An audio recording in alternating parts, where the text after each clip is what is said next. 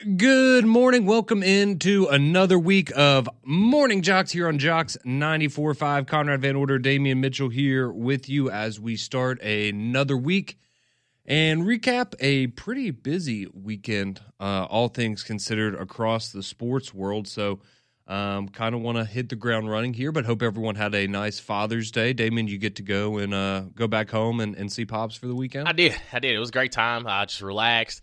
We kicked it. You know how us men, our pride is always in the way. So like him, as far as like receiving gifts, he's just kind of awkward with it. It's just like, oh yeah, appreciate y'all. Thanks. And Yeah. like, okay. Okay. Like it's just, but it's fun though. But we had a great time, relaxed, and we appreciate all the dads around the world, man. Because especially us as young men, it's tough. Sometimes nobody says, thank you or we appreciate you enough, but, just to set aside a time for a day for, to just show love to your pops, man. It was a great time. It was a great time. Oh, good. I'm glad to hear it. Hope everyone else had a wonderful Father's Day yesterday as well and a great weekend.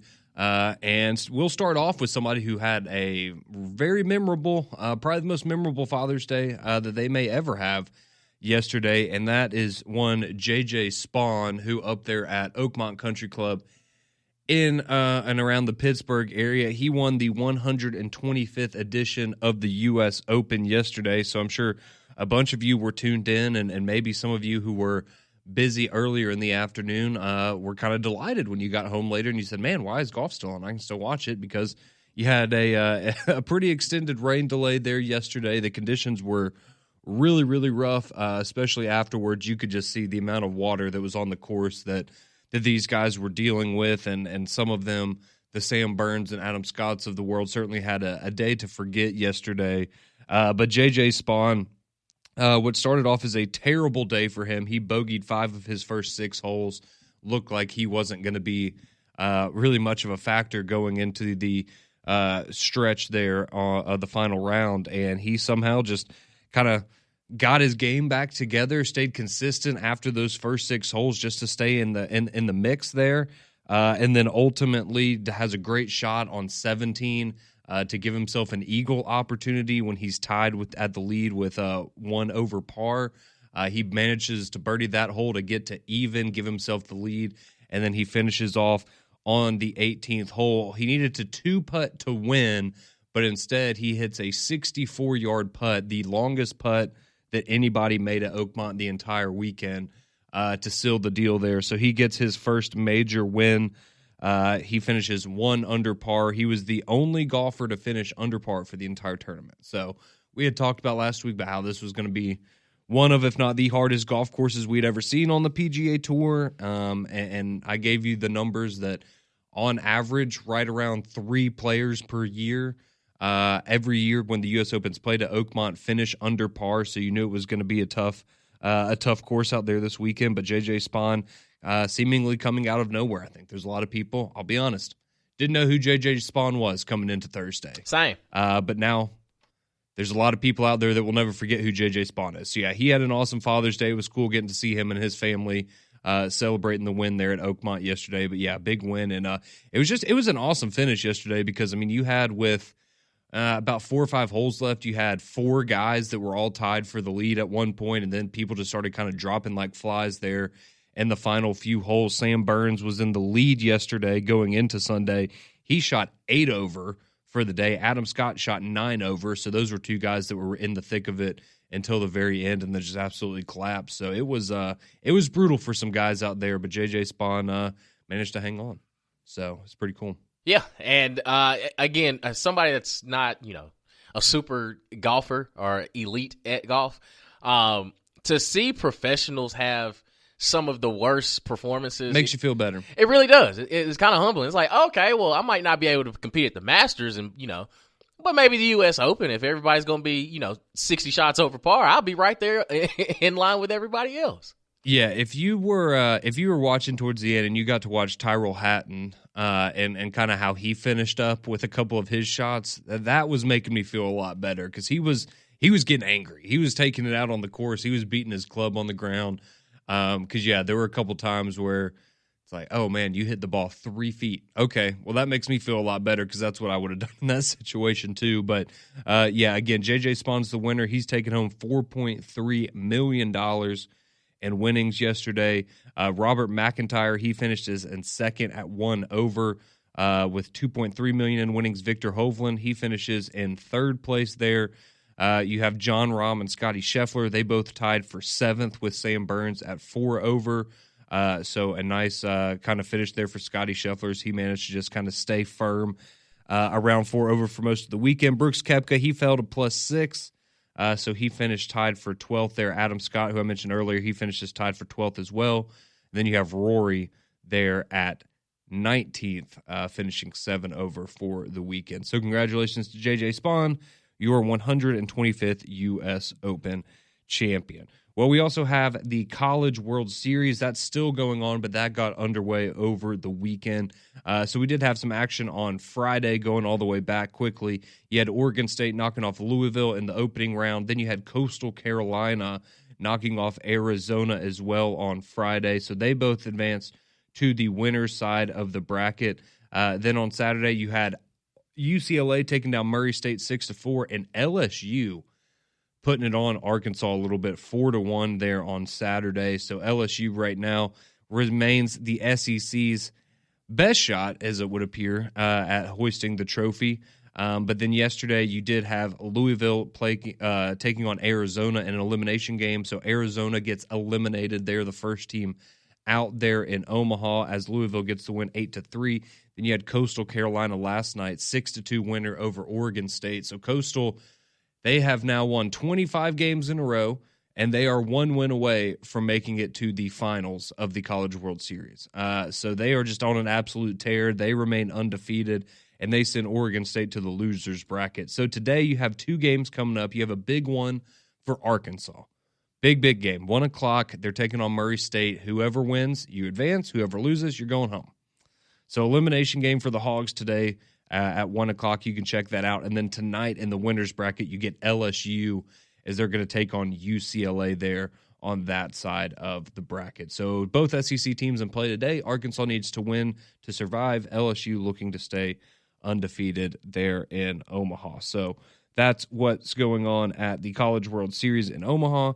I did see as well, I don't know if you saw this, Damian, apparently things got a little too rowdy at the Jello Shot bar over the weekend, and they had to actually close down on, I think it was Saturday night. Yeah. They had to close down early because of some fighting that they had going on from some patrons. Yeah, and I saw the tweet that they had put out, and it's like, hey, we're here for a good time. We know everybody's here for the Jello shots and stuff, but one thing we cannot handle, and one thing we will not handle is fighting. That's kind of, they're defeating the purpose. It's like, we're here for a good time. We know how much money we're going to make this weekend, and next weekend. It's, let us keep the doors open to make everybody else happy. As long as you control yourselves, we will keep them flowing. But at some point, there has to be a silver lining, to say the least, and they nipped that in the bud rather quickly. Yes, it does. It certainly does appear that was the case. But yeah, just I'll be honest, the fact that this, I guess, is the first year that it seems like that's happened, I was like, that's honestly pretty good that this is the first time this has become a big deal. Because, let's be honest, I think we can, especially with some of those fan bases there, yeah, you could see where maybe something there would happen. But and I love the fact that people were blaming UCLA. They're like, these rowdy UCLA fans. Ever since they've gone to the Big Ten, they just let loose, and they need to get some sort of control up there, and they did. Yeah, so quickly, if you want to know how the leaderboard looks now, because I love this. I know some people don't, but I love this every year at the World Series. I think it's hilarious. So no surprise, the leader right now is LSU. They have 13,552 Jello shots.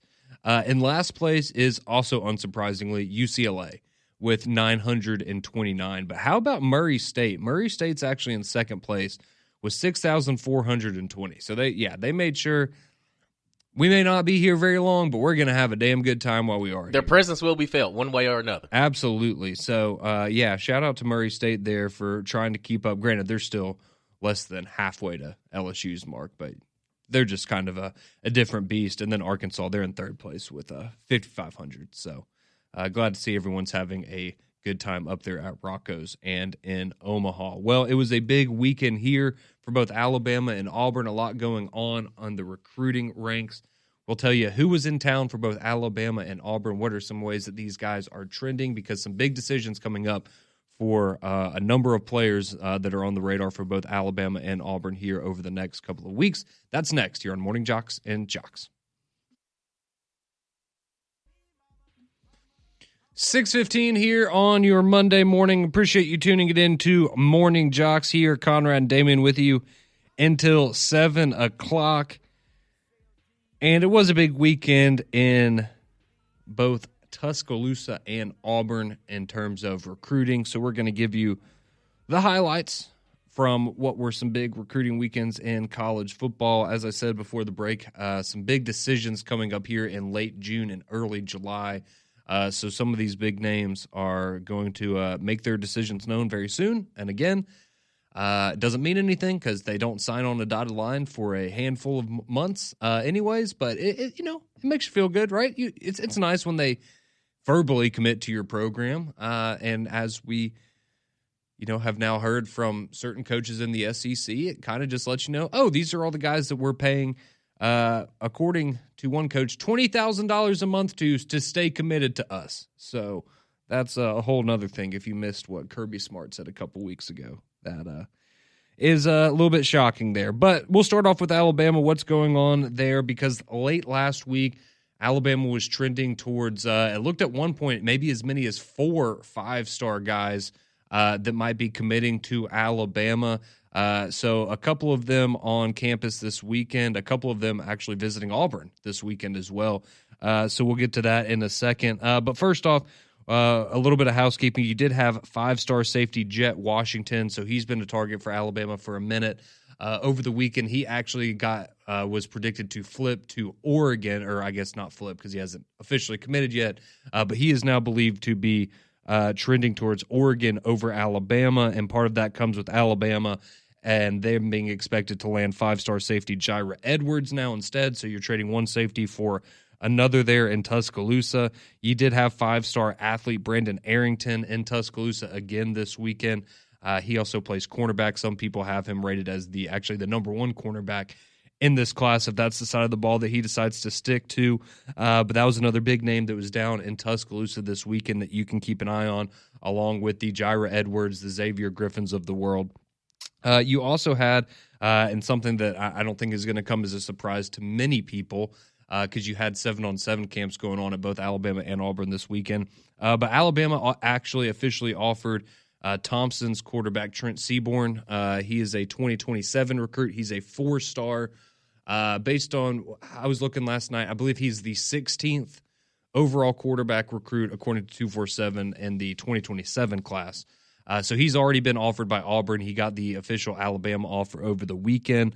And then you also got another 4-star quarterback in the upcoming class, 2026, Bryson Beaver, out of California, who picked up an offer from the Crimson Tide as well. So that's just kind of some of the highlights from the weekend for Alabama as we still await some confirmation on some of those bigger names that we are expecting to commit to Alabama in the next couple of days.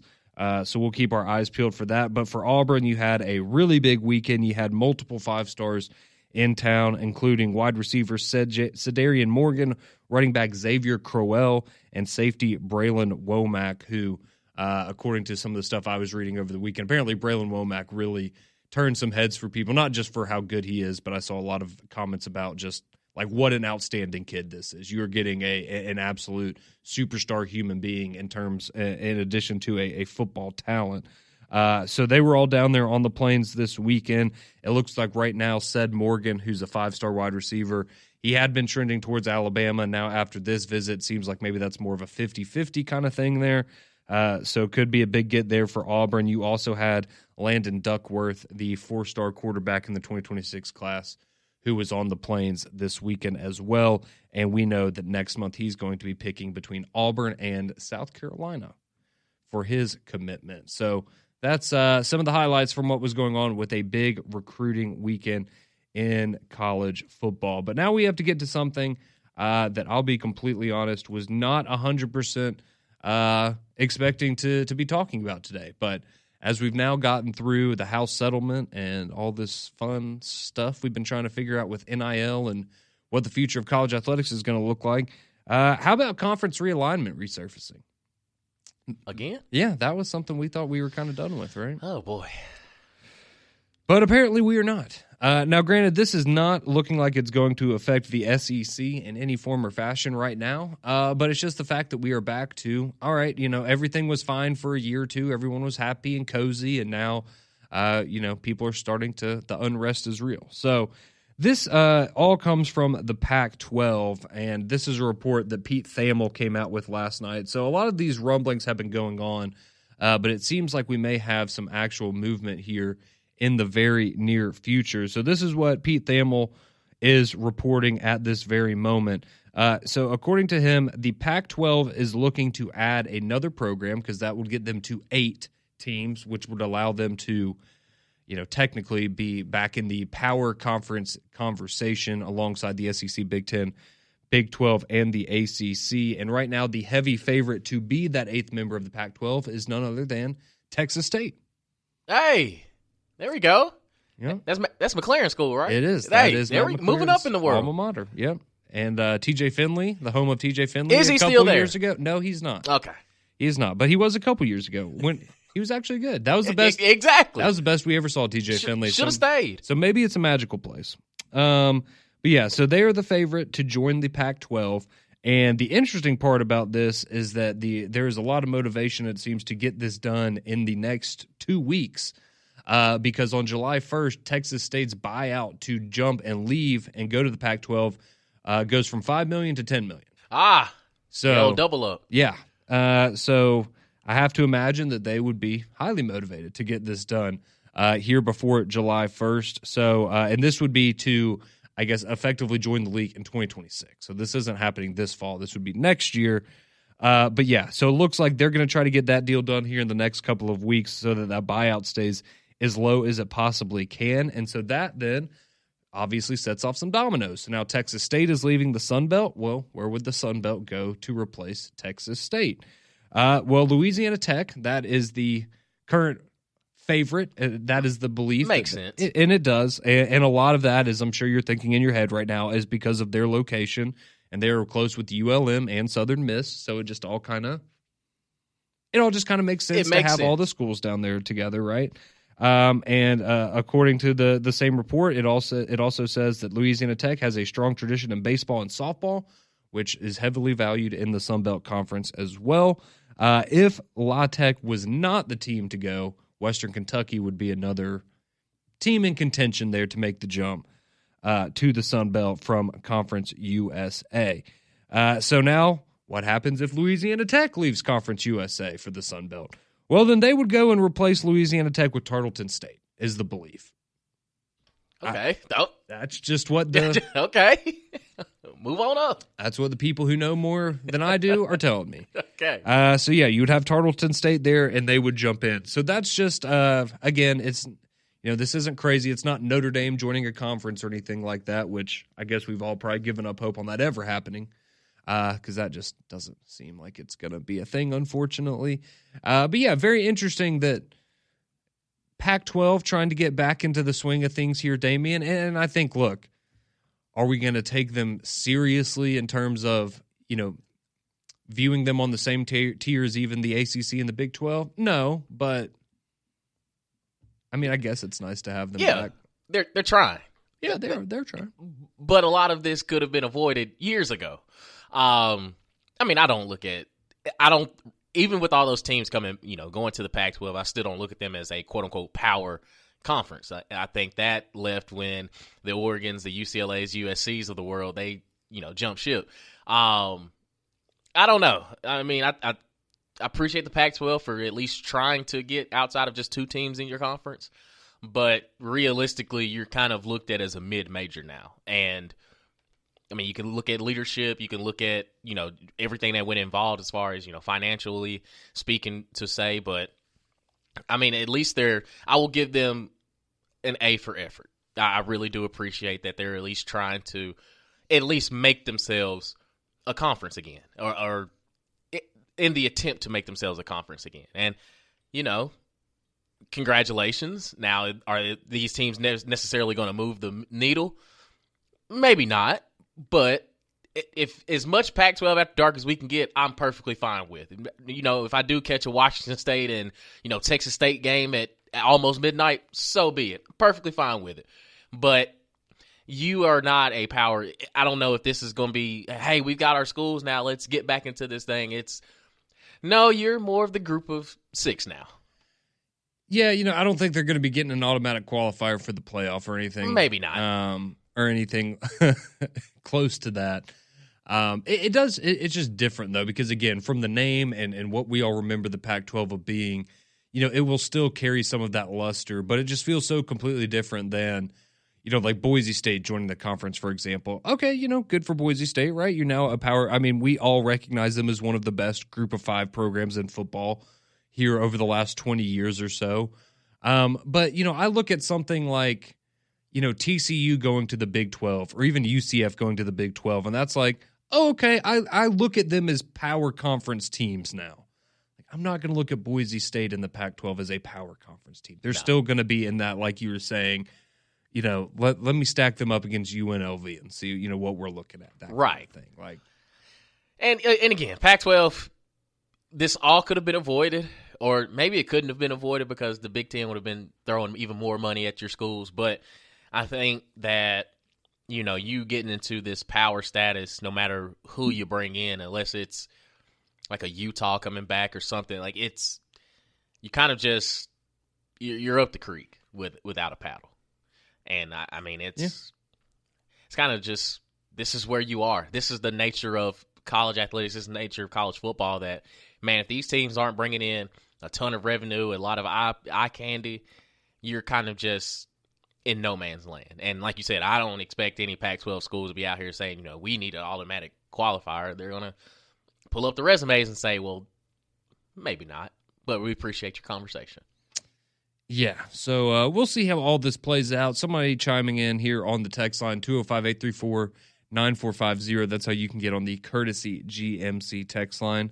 And someone is asking, how could this trickle down to UAB? So the connection you would have with UAB, I guess, in all of this is there is still a strong belief that Memphis could be on the table for the Pac-12 as well. I saw part of the story that you had from Pete Thamel last night is that the Pac-12 has kicked the tires on bringing on Memphis as only a football member. So they're not going to be an official member of the Pac-12, but it would be like what you have with Notre Dame in basketball, right? They're an ACC school in basketball, but that's it. And so I mean, I guess that could affect UAB in the sense of, maybe then the American Conference feels the need to go out and add somebody else to replace Memphis in football. But I don't think in terms of, if you're looking at UAB, being a team that would be on the move in terms of conference realignment, I don't think you're going to see that anytime soon. But, I guess crazier things have happened. You never say never in today's day and age of college football, as we have learned. But, no, I think UAB is safe. They just might not be playing Memphis in football. But it looks like in basketball you certainly will be. So that is the latest on conference realignment as well as what's going on the recruiting trail for both Alabama and Auburn. But we had a big moment on Friday. I was very proud of Damian.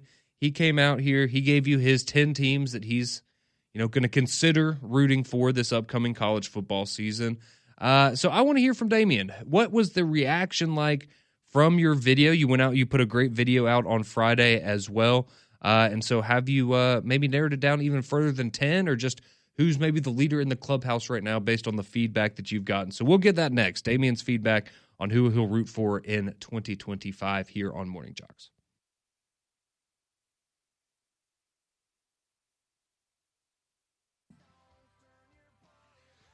.634, welcome back in. Morning JOX here.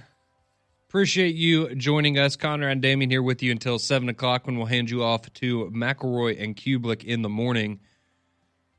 Sure, they'll have plenty of thoughts on conference realignment coming to college football once again and the domino effect that may have if you are just now joining us and you missed it. We talked about it at last segment, but it looks like the Pac-12 is going to add Texas State as their 8th member, which would put them back in the mix for being a part of the Power 5 conferences, like we have known them for a long time. And as a result of that, you might have La Tech then making the jump to replace Texas State, and then that could lead to Tarleton State then replacing La Tech in Conference USA. So a big kind of domino effect here of what could happen with conference realignment, but that's the latest that you need to know. And now on Friday, if you missed the show, Damian made a big announcement. So over the offseason, he's been trying to figure out who he's going to root for because he's sick and tired of being disappointed by Josh Heupel in Tennessee. He can't take it anymore. And so he's going to change his fandom. Potentially, I guess Tennessee's still in the mix, that you could stay a Tennessee fan. So on Friday, Damian, you gave us 10 teams. You then went and put out a very nicely done video kind of elaborating a little bit more on that. So if you can, remind our listeners who's in contention, and then I'm just kind of curious, what kind of response have you gotten to that over the weekend? Because I saw quite a bit. Yeah, the top 10 teams that I could potentially be rooting for this fall go as follows: Arkansas, Florida, Georgia, line, Tennessee, Oklahoma, LSU, Alabama, Ole Miss, Texas, and Auburn. Yeah, it was very wide range. There were a couple South Carolina fans that were a little bit upset. They were saying, "Hey, we have so much potential going into 2025. Why wouldn't you want to hop on us while we're getting hot?" And I told him I couldn't find a. I'll just leave. I can't say it. But I told them that mascot joke. Yeah. Absolutely. Mm-hmm. I couldn't find one. Couldn't find one big enough for me. But I just kind of just left that one as it is. I had a couple of Mississippi State fans that reached out to me and said, "Hey, we understand, but to say they're not in your top 10 is kind of upsetting."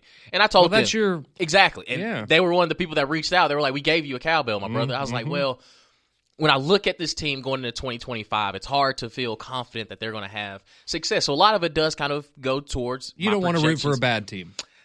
True, but I said that, and they were like, "Well, you're a Tennessee Titans fan." I was like, "No, that is a good point. No need to get personal. Like, no need to get personal." But there were some teams that are in the top 10 that they were happy. Mm-hmm. A couple Florida fans reached out, and they told me that hey, we'd love to get you to a game down in the swamp. And I was like, well, that can change everything, my brother. If you've got tickets for me, say no more. Like, now that's a lot of NIL packages that didn't include tickets to a game potentially. But most of the feedback I got was pretty positive. Of course, some Alabama fans, they were not so open arms about it, but then there were others that were like, "Yeah, come on, man, why not join the success train?" I was like, that makes a lot of sense. And again, I when I went down, the reasons why I made these, my top 10, I saw, and it goes back to Florida. Like, I saw a lot of when I saw Ricky Pearsall at receiver, I saw a lot of myself, and I was like, well, that's an offense I would love to kind of get behind. And they were, hyping up DJ Lagway. It's a lot of pieces that they're returning on the defensive side, offensive side, and I was like, okay, it makes sense. The one surprise I got, Tennessee fans are a little uneasy. The few Tennessee fans that I've talked to, like uneasy about losing your fandom, on both sides of it, because once I started to explain that, hey, I'm always a Heupel disciple, like that's my guy. They were like, well, that means you've already made your decision. I said, no, I've separated religion and fandom. But they were cautiously optimistic, and they were also cautiously pessimistic as well. They were saying, well, why do you want to hop off of the train now? And I was like, well, I have to pick one team, and you're still in the running. But they were like, so where are we? Are we top 5? I said, you're top 10. And they were like, but you also have Georgia in there. I was like, they are also in my top 10. So everybody's more worried about the level of where they are in the top 10 instead of just appreciating that they are in the top 10. Yeah, that they're a part of it to begin with. Right. So for you, does Oklahoma get bonus points because that's where Josh Heupel's going to coach next year, and so you can just kind of go ahead and No, we're not. It'd make you look smart. We are not projecting that far into the future. Oh, okay. I just didn't know. If no, Oklahoma is in the top 10 because of you, believe it or not, because you have John Mateer winning the Heisman, and you also have them going to the college football playoff. So I was they were kind of on the 11-10 line, and you kind of pushed them up. And I was like, well, if Connor, and you've already seen them. You saw them when they were bad. In person. Yeah, and they still beat Alabama. But then they, going into 2025, what they've done in the portal, I'm leaning towards Oklahoma having a pretty successful season, so that's why they were in my top 10. A lot of people had a question about Arkansas, though. And I told them I just love Sam Pittman. Like, my and Taylor Green. Big true. fan. Yeah, big. He's a dark horse. He's the darkest of darkest horses, but I think if he clicks, he can roll with it. But a lot of people question my Arkansas fandom. And our buddy Eric G, he reached out to me. He's like, you'll have so much fun being a Razorbacks fan. He's like, the expectations are just be pretty good. I was like, well, okay. He's like, the losses don't hurt as bad. It's just it depends on how you lose. And I was like, okay, well, that makes a lot of sense. I said, you know who you sound like? You sound like an Auburn fan. They're like, no, their losses hurt. And I was like, okay, that makes a lot of sense. A lot of Auburn fans have reached out. They're telling me just to come back home and, get back to your roots. And it's not that easy. It's just not that easy because you've been hurt. I have. And that's the emotional effect that goes with it. Now, do I think they're going to have a good 2025? I do. I really do. But a lot of it is I err to the side of caution because I have been hurt. I have been hurt. Understandable. But, overall, my top 10 is set. I think I give myself about a month. I think I'll go to the end of SEC Media Days before I narrow it down to 5. I think 5 is the next ideal number. And again, as much contact as I had with these fan bases and some of the coaches and general managers that I've talked to, I think the recruiting process is only going to ramp up from here till SEC Media Days. So thank you, Conrad. Well, you know what? We're all so excited for you, and this is a big decision in your life, and we're just happy to be along for the journey with you. So you can tell us 205-834-9450. Where do you want Damian to root for? Do you want him to root for your team? Do you want him to root against your team in 2025? We'll get some of your reaction on the other side, as well as the Atlanta Braves breaking a franchise record over the weekend. We'll tell you what it was here on JOX.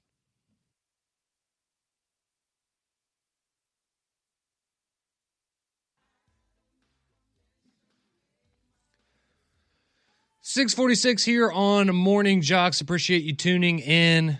Conrad and Damian here with you. Going to hear from you in just a moment at 205-834-9450. You can call or text in, get your thoughts on who you want Damian to root for this upcoming year.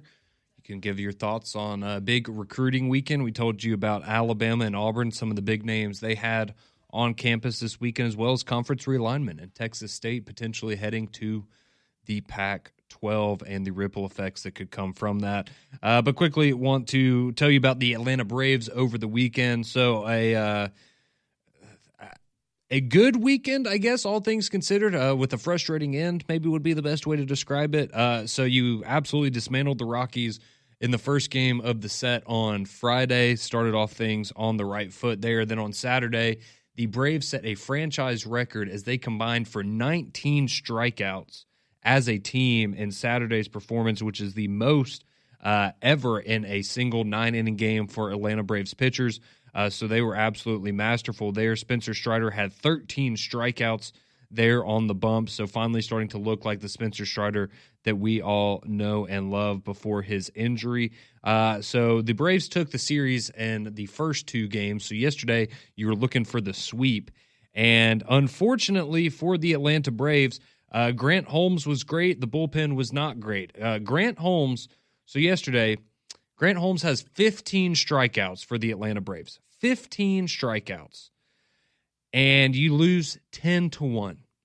Ouch. 10-1. So Grant Holmes, he goes 6 1/3 yesterday, gives up 3 runs, 2 of them earned, strikes out 15 batters. And then you have Elly De Los Santos comes in, doesn't get an out, but manages to give up 4 earned runs. And then you have Ruiz, who follows him up. You get an inning out of him, but he gives up 3 runs, walks a couple of guys. So, yeah, I mean, again, it's not about how you start, it's how you finish. Yeah. So again, now maybe you can see where it's okay. It's a good weekend, right? You won the series, you get 2 out of 3, but then you have that kind of a performance on Sunday, and you're just scratching your head like, man, what else can we ask for? I mean, you've got a guy out there pitching his butt off, 15 strikeouts, and you lose by 9 runs. Like, good Lord, man, give that guy some run support. So yeah, a little bit of a rough way for that series to end for the Braves. But they're now off today. They'll get back in action tomorrow against the Mets. So they got a big series coming up against the Mets. Then you got the Marlins. Then you got the Mets again. And then you got the Phillies. So big opportunity. Just saying, if you wanted a time to go on a winning streak, it would be right now, Atlanta Braves fans. And then quickly, 2 big pieces of Major League Baseball news that you may have missed. Yesterday, the Red Sox trade Rafael Devers to the San Francisco Giants for pennies on the dollar. Because if you haven't been following it, he's been a little bit of a pain in the rear for them because he was not happy that they signed Alex Bregman to play third base. He's a third baseman, so he was upset about that, and they wanted him to try a different position or just DH, and he was not happy about that. So they trade him to San Francisco, and so that makes me happy because he's been the single hardest player for the Yankees to get out for the last, his entire career. So glad to see him gone, but he now goes to the National League West. And speaking of the National League West, tonight, the night that we've all been waiting for, right? Major League Baseball fans everywhere, Shohei Ohtani will be on the pitcher's mound tonight. Hey, let's go. First time since August of 2023. So seriously, almost 2 years since he's pitched. But he will be the starting pitcher for the Dodgers tonight against the Padres. So that'll certainly be cool to see.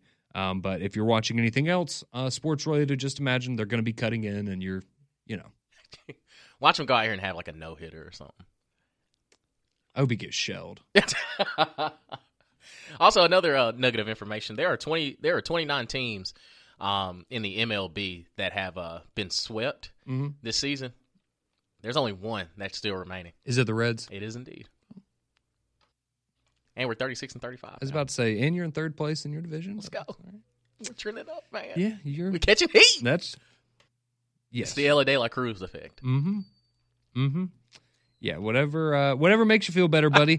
But yeah, the Atlanta Braves right now, they are 13 games back in the National League East as it stands right now. And as far as the wild card goes, you are 8 games back of a wild card spot there. So chugging along here for the Braves season. All right, now we will go to you and your thoughts on the Courtesy GMC text line 205-834-9450, where someone chimes in. They're saying, Damian, you need to cheer for Auburn this year. WDE. They're my top 10. Okay. Let's see. Gavin chimes in. He says, you should pull for the best coach in the game, Damian. Go Dogs. Hey. Shout out to Kirby. Shout out to Kirby. Let's see. Hastings chimes in. He says, I'm hoping Alabama can at least make the top 3 for Damian. His fandom and loyalty are all we need to get us to the top this year. Don't go Auburn because then you have to deal with Don. Hastings, do not put Alabama's success this year on Damian. But I like the recruiting pitch, though. It's all on my shoulders. I like that pressure. I appreciate it. Yeah, I'd be asking Hastings for a little payout then if I was going to be in Alabama. It means that much. Let's see. Steven says, sounds like all these teams' fans are putting a lot of pressure on you, Damian. LSU Tiger fans don't seem to be putting a lot of pressure on you, so come join us. Have the time of your life. You already go shirtless at the Stallions game, so you're pretty much a Tigers fan. I meet the requirements for the base level of being an LSU fan. But now Steven's laying it on. He's putting the pressure on you now. No, it's just all love. Okay. It's all love. Appreciate that. Damian, is your first NIL deal going to be from Blue Chew? I don't know, man. Maybe. Let's see. Bobby, he chimes in. He's another LSU fan. He goes, Damian needs to pick LSU because not only are they going to be national champions at the end of this season, but he gets to enjoy the band playing neck, and he also gets to enjoy Conrad and the rest of the Alabama fans fume over Matt Moscona posting about Alabama burning. Ooh. And we're carrying the torch for the conference in baseball, too. Hey. Just a little nugget there if you want to. Yeah. That helps you out. Alan chimes in. He says, nobody likes the school that has DeBear, DeGoat, and now DeBoer. Come on, Damian. Say, roll tide. Roll tide? Roll tide. And then Drake chimes in. He says, Gator boys, stay hot. Damian, come on. Okay. If you want to go down to the swamp with Drake. and be a Florida Gators fan. All right, quickly, before we get out of here, let's go to the phone lines. I'm sure Don wants to make his pitch for Auburn and why Damian should root for them. So how are we doing, Don? I'm doing great, guys. First of all, I hope you guys had a great weekend, and happy Father's Day to your dads. Damian, that was a beautiful picture of you and your dad on Facebook, by the way, brother. Thank you. Oh, you're welcome. But, yeah, Conrad, yeah, you know who I wrote for, but I'm not going to put any pressure. I will respect his decision, but, you know, we're coming to a dead period, like you said, Damian. This is actually the last week of recruiting for about a month, so you got plenty of time, brother. That's for players. My fandom is open 24/7. That a boy, and everything. But you know, like I told you, I got some Auburn shirts to give you, so I'm gonna make my try to get you, but I will respect your decision, whoever you choose. It's very nice of you, Don. That's all I ask. So, Don, what you excited about the recruiting weekend that Auburn had this weekend? You had a bunch of 5-stars down there. If I could give you a little nugget, now FSU Dave ain't gonna like this, but I don't know if you read where the receiver Devin Carter locked in his commitment over the weekend, and a little nugget on the Womack kid, Conrad and Damian. I don't know if y'all know this, but his sister goes to Auburn, and we think we're gonna get him. Yeah, I heard a lot of good things about Braylon Womack over the weekend, so that'd be a good get. Wasn't that a good article that they had about what he said and everything? That was sounds like a really good kid. I was about to say, yeah, he seems like an outstanding young man. So, yeah, appreciate you calling in, Don. We'll hopefully we'll see you tomorrow at Social Taco. Yes, sir, buddy. You know you will. All righty. Thank you, Don. Appreciate all of you chiming in this morning on the phone line as well as the text line. Greg chimes in. He says, once the Alabama offense gets rolling, Damian will be on board with Alabama. You know me, big offensive guy. RTR, baby. Let's go. See. All right, that does it for us. We're back tomorrow at 6 a.m. McElroy and Kublik in the morning. They're next.